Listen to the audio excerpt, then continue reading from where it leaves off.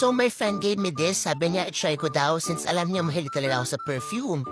Ayan, nagbigay din siya ng palalaki, try ko daw para daw kay Alan. So, as of now, ito yung nabuksan ko.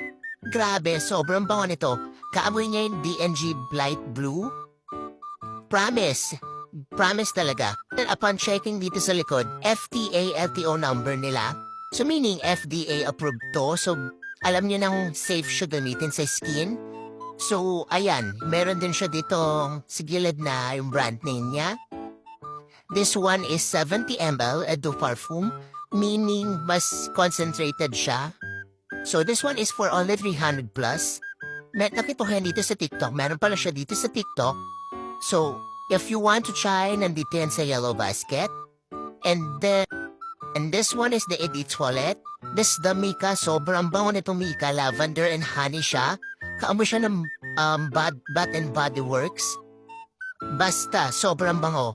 And ganito siya marireceive. Nakasealed yan siya. Ayan, 125 ml. Sulit na sulit. Ang bango. Swear, try nyo.